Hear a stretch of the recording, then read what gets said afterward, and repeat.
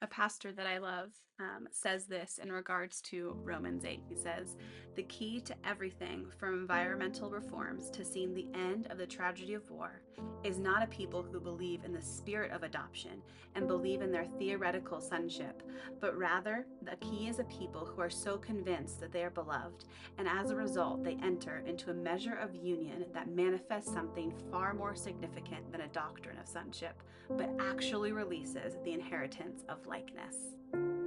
We are about to step into a series on Sunday in Romans 8. And this series is set apart to take us away from the simple but good natured thoughts that we are sons and daughters and turn that thought into a lifestyle and reality. Romans 8:9 says, "But when the Spirit of Christ empowers your life, you are not dominated by the flesh, but by the Spirit. And if you are not joined to the Spirit of the Anointed One, you are not of Him." This actually comes from an unusual Greek clause that essentially can be translated to say, if anyone is not joined to the Spirit of Christ, he cannot even be himself. To be ourselves is to be joined with the Spirit of Christ in perfect union. And this is union.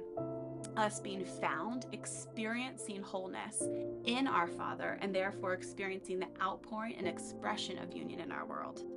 So, how do we make this leap? It starts with the acknowledgement of no condemnation.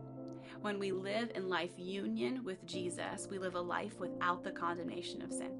In fact, like I mentioned, Romans 6:12 says, "Sin is a dethroned monarch." So we live a life of no defeat. In fact, it says in Romans 8:12 that the flesh has no claims on us at all, and we have no further obligation to live in obedience to it.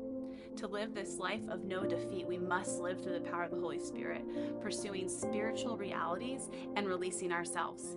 Because what is waiting on the other side of release of ourselves is experiencing an abundant life of no separation with our eyes singularly focused on Him. We hope that you'll join us and learn more about this, dive into Romans 8 with us, and dive deeper into life union with Jesus this Sunday at 10 a.m. at Well House Church.